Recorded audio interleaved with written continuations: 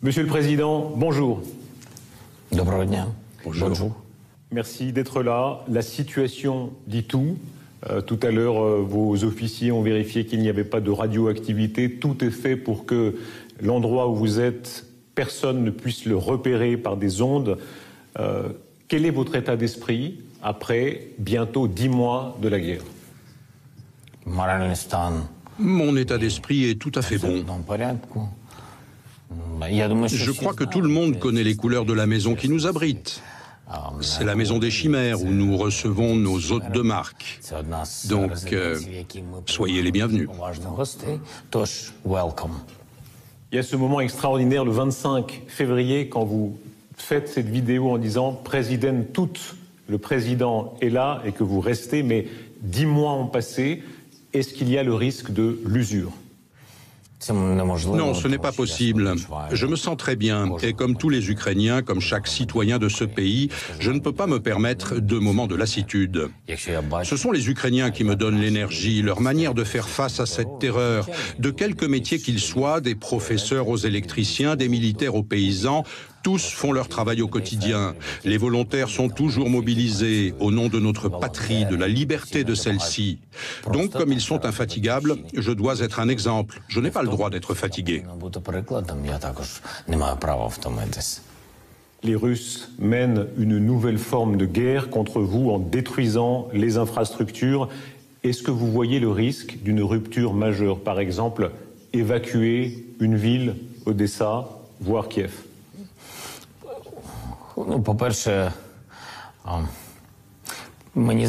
Premièrement, je pense que beaucoup dépend de l'éducation et même de la culture de chacun.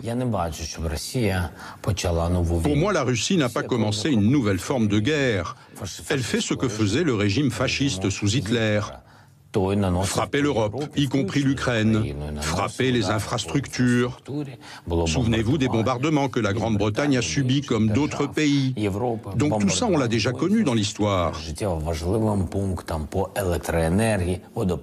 Ces attaques contre les infrastructures de l'eau, de l'électricité, pour semer la panique, pour pousser les gens à fuir, pour provoquer le chaos au sein des populations, afin d'avoir les mains libres pour détruire les villes désertées par leurs habitants, avant de faire intervenir leur artillerie lourde, puis l'infanterie. C'est ça la tactique du président Poutine, aussi sale que celle de Hitler en son temps. Nous la comprenons et nous sommes prêts à y faire face. Je crois que le monde a déjà survécu par le passé à ce type d'agression. Eh bien, il y survivra une deuxième fois. Ça veut dire que vous tiendrez Kiev coûte que coûte, Kiev ne sera pas évacué? C'est exactement notre intention. Ici, l'esclavage n'a pas cours. Nous sommes une société démocratique. Les gens sont libres de partir quand ils veulent, s'ils le souhaitent. Et c'est normal, on ne retient personne.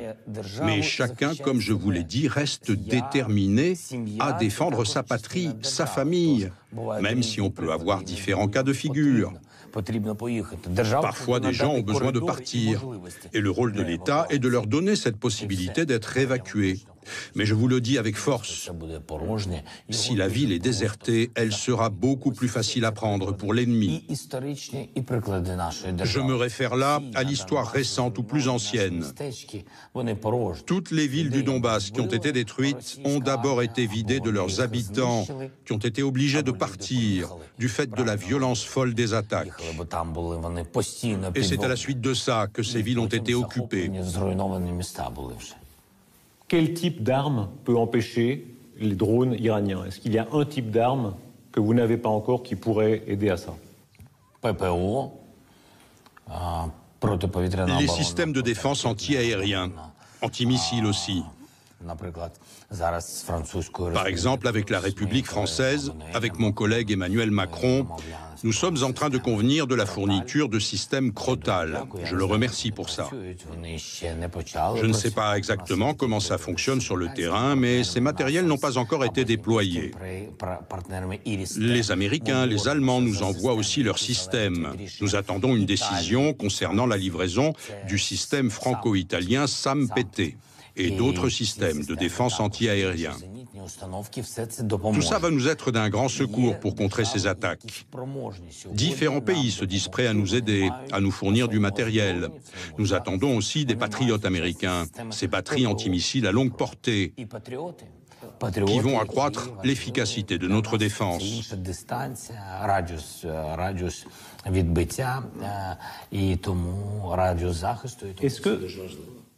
Est-ce que sur les patriotes, vous avez maintenant l'assurance qu'on va vous livrer en grand nombre des patriotes? Le processus est en cours, je dirais les choses comme ça. Moi-même, je le suis personnellement, chaque jour. Mais vous pouvez imaginer quelle importance ça revêt pour nous. Et donc on suit cette question dont dépend la victoire future de notre peuple. Je mets à profit mes relations avec le président Biden. Et donc je reste confiant. On va voir. Qu'est-ce qu'il vous a dit sur les patriotes, le président Biden? Ça fait l'objet de toutes nos conversations, de manière permanente. Je vous le redis, je suis optimiste sur cette question. C'est un point sensible, c'est intéressant. Les Russes ont dit le patriote, ce sera une limite. Pour beaucoup de sujets, ils ont dit ce sera la limite. Et finalement, ils n'ont pas fait grand-chose. Par exemple, l'adhésion de la Suède et de la Finlande à l'OTAN, etc. Est-ce qu'on a trop peur des Russes? Est-ce qu'on cède trop? Est-ce que les Occidentaux cèdent trop au chantage des Russes? C'est un peu trop tard pour avoir peur des Russes. Lorsqu'on parlait des sanctions préventives, c'était à ce moment-là qu'on aurait peut-être dû être plus attentif vis-à-vis du risque de guerre qui émanait de la Russie. Mais bon, pour des gens normaux, il est logique d'avoir peur du déclenchement de la guerre. Le monde civilisé doit d'abord tout faire pour l'empêcher. Mais au stade où en sont les choses aujourd'hui, c'est trop tard. Il serait même malvenu d'avoir peur. Bien sûr, les gens normaux souhaitent éviter un trop grand nombre de victimes, mais ce n'est pas le cas de la Russie. Les Russes sont prêts à sacrifier des milliers de gens. Mais les menaces qu'ils profèrent, notamment par rapport à l'arrivée des patriotes, c'est un peu ridicule. À mettre au compte d'une consommation excessive d'alcool de certains responsables russes et de leur état d'ébriété. Vous pensez à quel responsable russe en particulier? Je crois que vous avez compris. Il commence par M. Peut-être. Maybe. Non, son nom ne commence par rien, parce que pour lui, c'est fini depuis longtemps. Vous dites c'est fini pour ces gens. J'espère pour vous que le SBU a infiltré un peu le FSB, comme le FSB a essayé d'infiltrer le SBU. Est-ce que vous avez des indications que le régime Poutine peut tomber? Qu'il peut être renversé? Je n'ai pas ce genre d'informations. Mais si jamais le monde a besoin de notre aide pour y parvenir, nous y sommes prêts, pour des considérations humanitaires. Sérieusement, vous pensez qu'il y a un intérêt à ce qu'on fasse tomber Vladimir Poutine? Qu'aujourd'hui, il faut avoir la franchise de dire c'est un intérêt des démocraties occidentales? Tout d'abord, je crois que la question d'un changement de régime en Russie, c'est avant tout l'affaire des Russes. C'est leur peuple, leur société qui doit s'en saisir. C'est eux qui sont privés de liberté de choix, qui sont plongés dans un état d'isolement. Donc c'est à eux de comprendre les conséquences de la propagande dans laquelle ils baignent. Ils sont de plus en plus isolés du reste du monde. Ils ont une vision de ce monde qui leur est inculquée, mais qui ne correspond pas à la conception normale des choses. Donc c'est d'abord leur affaire à eux de changer leur régime, leur pouvoir de l'intérieur. Et si ce pouvoir n'est pas prêt à changer, alors les Russes auront intérêt à se demander comment changer de pouvoir. Sinon, ils risquent de perdre leur État, leur système étatique, leur culture et même leur histoire en général. Est-ce qu'il y a des signes que la Russie prépare une deuxième vague en 2023? Oui, nous en sommes tout à fait conscients. On peut comprendre leur désir de revanche. Ça reste leur obsession, leur envie d'attaquer notre pays, d'occuper notre territoire. Ils n'ont jamais renoncé à ce projet, je pense. Mais la question est-ce qu'ils en sont capables? Et sommes-nous capables d'y faire face?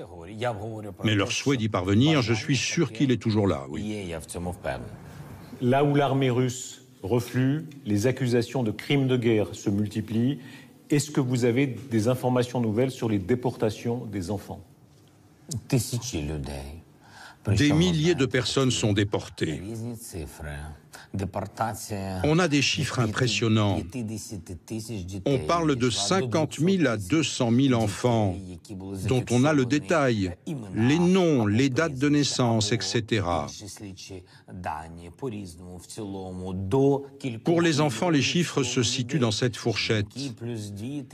Et au total, il s'agirait de plus de 2 millions d'hommes, de femmes, plus de 2 millions d'Ukrainiens déportés à ce jour, avec un fort pourcentage d'enfants. Beaucoup sont des otages aujourd'hui, notamment pour le personnel de la centrale de Zaporijia. On sait comment les choses se sont passées.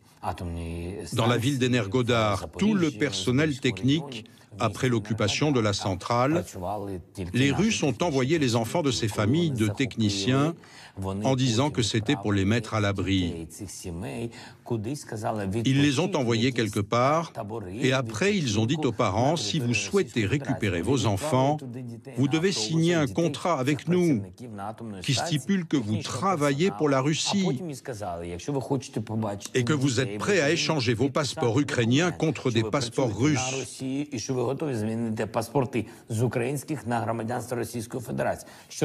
Appelez ça comme vous voudrez, déportation, prise d'otages, enlèvement. Et des exemples comme celui-là, il y en a de très nombreux dans les territoires occupés par les Russes. Est-ce que c'est un risque? Est-ce que c'est un reste totalitaire? Est-ce que c'est encore quelque chose qui reste de l'époque même stalinienne où on déportait des populations? Ми, на жаль, повинні констатувати, що Oui, on est obligé de constater que le président Poutine, lui personnellement, et son entourage, incarnent la survivance de ce régime dont vous parlez. Ils sont à l'image du pire de ce que nous avons connu dans l'histoire de l'époque soviétique.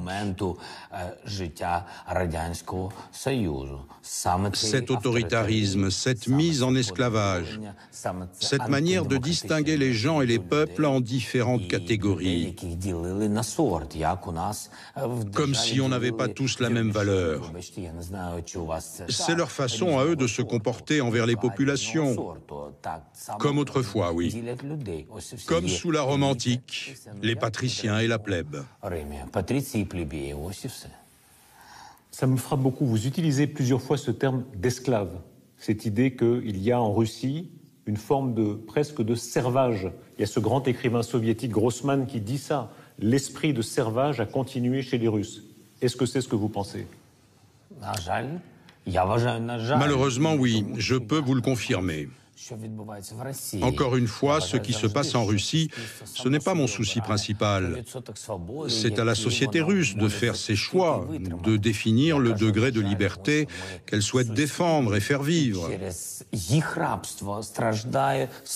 Mais nous sommes leurs voisins, et à cause de l'esclavage qui règne chez eux, la liberté peut en souffrir chez nous aussi, car tout ce qu'ils subissent du fait de cet esclavage, ils cherchent à nous l'imposer aussi. Vous souhaitez un tribunal pénal international pour juger Vladimir Poutine. Est-ce que vous aimeriez qu'il soit inculpé le plus vite possible pour créer une situation de non-retour pour tout le monde? Est-ce que pour vous, c'est un point important? Oui, nous avons besoin de créer un tribunal international spécial et j'espère un soutien de la majorité des pays à cette résolution. Ils doivent être inculpés et jugés, pas seulement les dirigeants du Kremlin, Mais tous ceux qui mettent en place cette stratégie, qui appliquent cette idéologie sous forme de propagande, actuellement, le tribunal pénal international n'est pas en mesure de juger toute cette infrastructure de propagande. Est-ce que vous avez des informations sur la richesse personnelle de Vladimir Poutine? Il y a beaucoup de fantasmes. Personne ne sait très bien ce qui est sa richesse personnelle, ce qui est les comptes du FSB un peu partout dans le monde. Vous avez des informations là-dessus? Nous avons dû construire nos propres services de renseignement et de reconnaissance. Et donc nous en savons un peu plus que le reste du monde sur ces sujets, en effet. Leurs avoirs, ce qu'ils possèdent, dans quel pays, y compris en France. Il y en a pas mal chez vous. C'est-à-dire, pardon, en France, il y a encore beaucoup d'argent russe caché, d'après vous? Il y en a beaucoup, effectivement. Et non seulement de l'argent, des comptes dissimulés, des filières avec d'autres pays, mais aussi de l'immobilier dans ces endroits magnifiques, si nombreux dans votre pays. Ils possèdent tout ça et ils peuvent toujours en profiter, même si la France en a déjà gelé une partie. On peut saisir vraiment, moi, je connais personne, on connaît sur la Côte d'Azur par exemple, des hôtels qui appartiennent à des oligarques russes. Est-ce que vraiment simplement on est dans une telle situation de guerre qu'on peut dire ça on le saisit et on paye à l'Ukraine? Oui, c'est précisément ce que je propose. Même pendant la guerre, notre pays est en train d'être ruiné. Hier encore, une nouvelle école a été détruite. Il y a 2 jours, un institut dans le Donbass a été bombardé. Donc je comprends la volonté de la France de venir en aide à l'Ukraine, à notre société. Mais la question que je veux vous poser, c'est celle-ci. La France soutient l'Ukraine, car elle soutient la démocratie. Elle est tout à fait consciente qu'on est en train de défendre nos valeurs communes. En même temps, il y a des comptes bancaires de personnes très riches qui sont en France. Faites-nous en profiter. À quoi bon puiser dans le budget national français pour financer toute cette aide, alors que ces biens immobiliers coûtent des millions d'euros? Saisissez-les, vendez-les et envoyez la recette à l'Ukraine. À mes yeux, ce n'est que justice. Ils nous privent de nos maisons, de nos infrastructures. Ils détruisent des centaines de milliers d'appartements. Monsieur le Président, vous-même, vous avez essayé pendant une période d'avoir un dialogue direct avec Vladimir Poutine avant la guerre. Même juste avant la guerre, vous avez tenté encore de lui parler. S'il était face à vous, qu'est-ce que vous lui diriez aujourd'hui? Très difficile. Ce serait très difficile en l'état actuel des choses. Je ne suis pas sûr qu'il soit capable de nous comprendre et d'une manière générale qu'il comprenne ce qui se passe autour de lui et dans le monde d'aujourd'hui. Je ne suis pas convaincu qu'il soit prêt à tirer des conclusions de la tragédie qu'il a infligée à l'Ukraine, au monde, mais en premier lieu à sa propre société, à son propre pays. Il y a une forme d'irréversibilité dans ce qu'il a fait. Je sais que certains proposent de se mettre à la table des négociations avec lui, mais moi je ne vois pas matière à négocier. Il est très difficile d'accepter de dialoguer avec quelqu'un quand vous êtes désarmé et que lui est armé d'une mitraillette, voire même de l'arme nucléaire, ce qui est pire. C'est comme ça qu'il veut négocier. Cet homme, il ne veut pas la paix, ou alors une paix qui soit conforme à sa vision des choses. Mais nos visions sont absolument divergentes, parce que nos mentalités sont divergentes.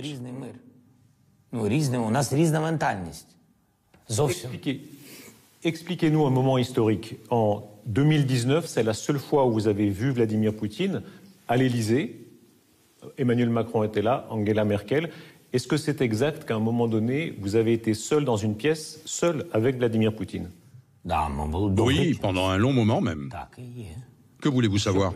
Vous parliez là d'homme à homme, n'est-ce pas? Vous parliez vraiment de personne à personne à ce moment-là? Oui, je confirme, nous avons passé un moment ensemble. Qu'est-ce que vous voulez que je vous explique? C'était une rencontre en deux parties, donc d'abord à 4 avec Macron et Merkel, et ensuite en tête-à-tête avec Poutine. Qui est-il? Qui est Vladimir Poutine selon vous? Qu'est-ce qui détermine sa vision du monde? Qu'est-ce qui est le plus important? Que ce soit un ancien agent du KGB, que ce soit un ultranationaliste qui n'a plus grand-chose avec le communisme? Si vous deviez résumer qui est cet homme sur qui reposent beaucoup d'événements.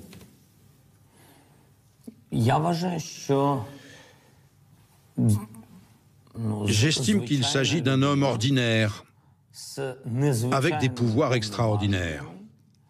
Mais ces pouvoirs extraordinaires ont pu influer sur sa manière de penser, de vivre. Il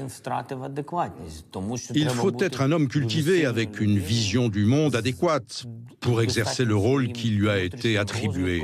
Je crois qu'il n'a pas supporté ce rôle, qu'il n'a pas été à la hauteur et s'est transformé en un personnage autoritaire. Il y a beaucoup d'exemples comme ça. Je citais Grossman tout à l'heure, cette idée que l'extrême nazisme et l'extrême communisme se sont rapprochés, ont toujours eu une forme de parenté monstrueuse. Est-ce qu'il y a de cela dans ce régime à Moscou aujourd'hui? Nous avons cette manière d'appeler le régime russe actuel rachiste. Le fascisme, c'est le pire trait du communisme. Et il y a aussi du revanchisme, qui aspire toujours à récupérer les terrains perdus, du chauvinisme, et puis cette haine envers certaines ethnies et d'autres nationalités. Est-ce qu'il y a, selon vous, une haine personnelle contre vous, chez lui, une volonté de vous tuer? Est-ce que vous avez eu des indications, notamment sur ce que les milices Wagner ont essayé pour vous tuer, pour tuer ce que vous incarnez?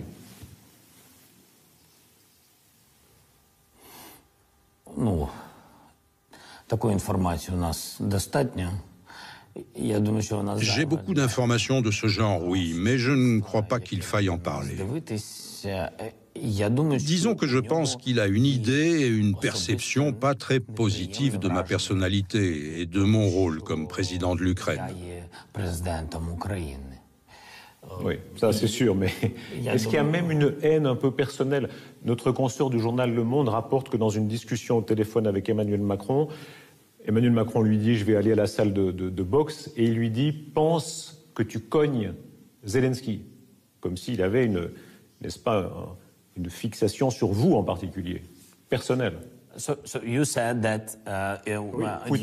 Poutine au téléphone a dit à Emmanuel Macron... Emmanuel a dit « Je vais boxer ». Voilà. Et il a dit « Voilà, pense que tu cognes Zelensky ».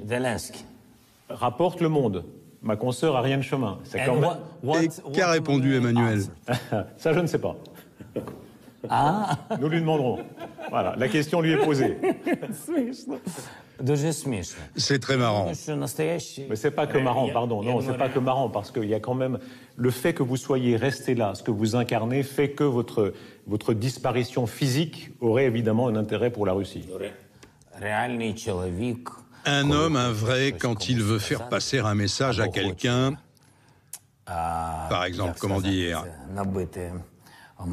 s'il veut lui casser la gueule, eh bien, il le fait tout seul. Si c'est un vrai homme, sans recourir au service d'un intermédiaire. Si moi j'avais un message de ce genre à faire passer à Poutine, je le ferais moi-même. Mais je reste toujours ouvert à ce genre de proposition. Le quoi? Le combat singulier? Toujours prêt, oui. Ah oui, vous êtes prêt à faire un combat singulier avec Vladimir Poutine? Même demain, à sa disposition. Mais ce sera le dernier sommet du président Poutine. Est-ce que cet homme est capable d'employer le nucléaire, ou est-ce que c'est toujours du bluff? Est-ce que pour vous, l'usage du nucléaire par la Russie d'aujourd'hui est possible? C'est un signe de faiblesse pour moi. L'éventuel usage de l'arme nucléaire, de nos jours, c'est pas une blague, c'est une affaire très sérieuse. Ça prouve à la fois la faiblesse et le dérèglement mental de ceux qui s'autorisent à faire ce type de menaces. On peut imaginer les conséquences, la ruine totale d'une grande partie du monde. Seuls des gens malades pourraient franchir un tel pas. Le fait même d'en parler démontre que ces gens ont des problèmes qui relèvent de la médecine. À Zaporijjia, est-ce que, selon vos informations, on est arrivé tout près du seuil du danger nucléaire, effectivement, de l'accident? À Zaporijjia, la centrale reste occupée, avec le chantage exercé sur le personnel technique pour les obliger à accepter la nationalité russe. Il y a 500 militaires armés qui sont sur le site, qui rationnent l'eau et la nourriture. La centrale ne peut pas fonctionner normalement. Donc, s'il y a un risque d'explosion, tout dépend de ces hommes qui sont dans la centrale, à commencer par ces 500 hommes armés qui sont sur le site.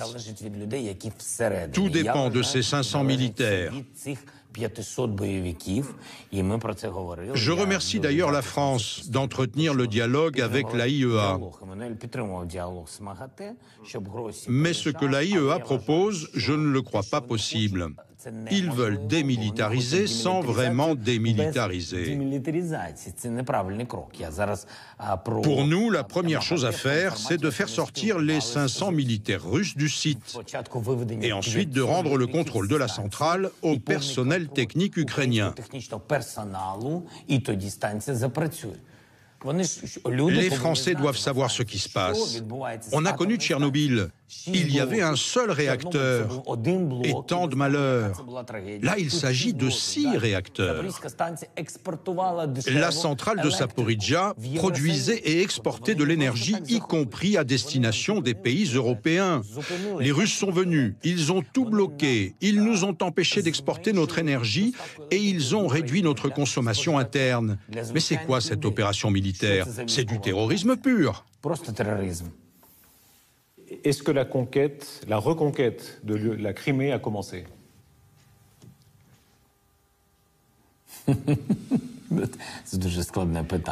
L'opération à proprement dit n'a pas encore commencé, mais quand ce sera le cas, vous en entendrez parler. Mais je crois que dans les esprits, cette reconquête a déjà commencé. Oui, ça je suis sûr. Notre détermination et notre volonté sont déjà là. C'est une idée déjà acquise. Et il y a une solidarité parfaite dans l'opinion publique ukrainienne pour réaliser cet objectif.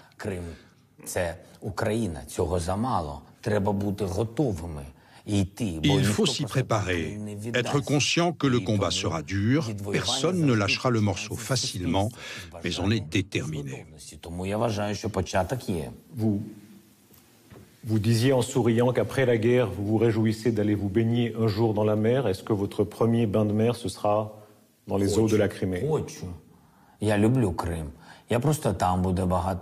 J'aime beaucoup la Crimée. Plusieurs fois j'y suis allé. Ma femme aussi. Donc ce sera un énorme plaisir pour moi de retrouver une Crimée ukrainienne et non occupée. Ce sera quand, votre bain de mer en Crimée? En été 2023? Oui, c'est pas mal comme idée. Il fait beau en été en Crimée. Monsieur le Président, vous savez bien le double discours des Occidentaux. Souvent, les mêmes en public disent « Bravo Zelensky, la Crimée, bien sûr, c'est ukrainien, vous l'aurez ». Et puis, en privé, derrière les caméras, ils disent « C'est compliqué, la Crimée, quand même, on va provoquer l'ours russe, on va aller trop loin dans la provocation ». Qu'est-ce que vous répondez à cette objection?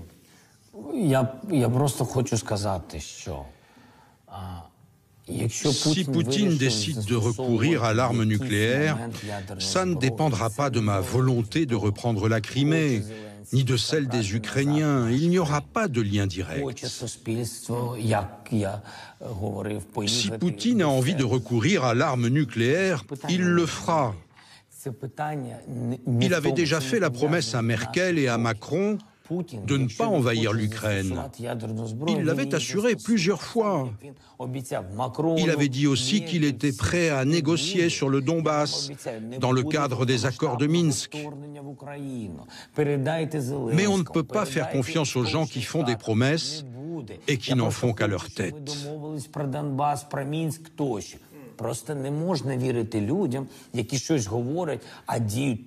C'est comme cet épisode avec la boxe. Il n'a pas une manière franche et directe de faire les choses. C'est toujours une manière détournée. Il a une réalité déformée dans sa tête. Il ne pense qu'à son profit et à son intérêt personnel. Il ne pense même pas à l'intérêt de son pays et de la société russe. Il s'en fiche de la société russe qu'il dirige comme une société d'esclaves. L'usage de toute arme ne dépend que de la solidité de ceux qu'il a en face de lui. Cette union que l'Ukraine doit faire avec ses partenaires et le monde entier. Si Poutine constate que cette unité est inébranlable, il ne le fera pas. Monsieur le Président, je tiens à ce que vous compreniez bien. Si cette solidarité flanche, il utilisera toutes sortes d'armes pour parvenir à ses fins. Monsieur le Président, Emmanuel Macron parle à Vladimir Poutine. Nous savons que ça ne plaît pas toujours aux Ukrainiens, mais à un moment donné, est-ce que ça vous servira de faire passer des messages à la Russie, peut-être d'organiser une négociation avec la Russie? Non, j'y crois pas trop. Emmanuel est en droit de faire comme il le souhaite, mais ça continue depuis 2019. Ça ne sert à rien d'après vous? Je ne crois pas que ça porte ses fruits. Quand Emmanuel rencontre Poutine une fois par an ou plus, il a un homme différent en face de lui à chaque fois. Il y en a un qui lui fait des promesses, et la fois d'après, c'est une position totalement différente qui est sur la table. Donc ça ne s'arrangera pas. Monsieur le Président, vous savez bien qu'à la fin, à un moment donné, il faudra une sortie de guerre. On n'ira pas à Moscou comme on est allé à Berlin en 1945. Donc, est-ce qu'un jour, la négociation reviendra avec la Russie, avec Moscou? On n'est intéressé ni par Moscou, ni par Saint-Pétersbourg, ni par les territoires des autres. Bien sûr, mais négocier, il faudra négocier. Tout ce qui nous intéresse, c'est de libérer nos terres à nous, les territoires actuellement tenus par les Russes. Il faudra à ce moment-là parler avec une Russie qui sera prête à respecter son interlocuteur et qui commence par nous rendre ce qui nous appartient conformément au droit international. C'est avec une Russie comme celle-là que je serai prêt à négocier, mais pas avec la Russie que l'on a en ce moment, une Russie nazie. Mais Monsieur le Président, admettons, vous récupérez vos territoires. Est-ce que la question de la neutralité de l'Ukraine se pose? Est-ce qu'il faudra un jour ou l'autre dire l'Ukraine doit rester neutre? Il s'agit d'un droit souverain de l'Ukraine et de son peuple. En l'état actuel des choses, on ne peut pas négocier avec une personnalité qui vous a occupé. Je n'ai aucune confiance en des arrangements potentiels avec un tel personnage.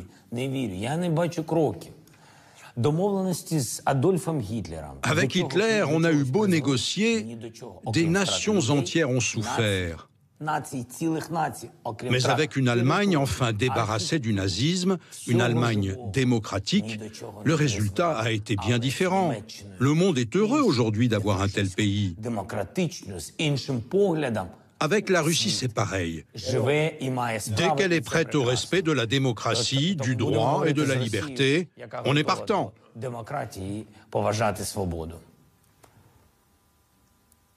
Un dernier mot sur l'humour. Monsieur le Président, un dernier mot sur l'humour. Tout à l'heure, vous blaguiez sur une bataille personnelle avec Vladimir Poutine. Votre femme que j'ai interviewée me parlait des humoristes qui vous inspiraient. Est-ce que ça aide à tenir ça, là, le fait que le peuple ukrainien ait à sa tête un ancien humoriste, le fait qu'il y ait de l'humour dans la société ukrainienne, un peu comme les Britanniques l'ont fait pendant la guerre? L'humour, pour moi, c'est une source de lumière. Même quand les Russes tirent pour éteindre l'éclairage de nos villes, je ne suis pas dans le noir ni dans l'obscurité, et ce grâce à l'humour. C'est une source d'énergie, une manière ironique de se voir soi-même. Ça te permet d'avoir un bon jugement sur toi-même. Même après la présidence, je veux pouvoir mener une vie normale, ne pas aller en prison ni m'enfuir, mais continuer à vivre normalement en Ukraine, sur nos terres libérées.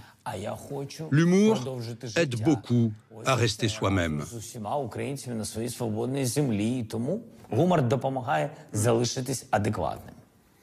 Monsieur le Président, merci. Merci. Merci à vous. Merci. Merci d'avoir regardé cette vidéo ou d'avoir écouté ce podcast. Abonne-toi pour plus de contenu.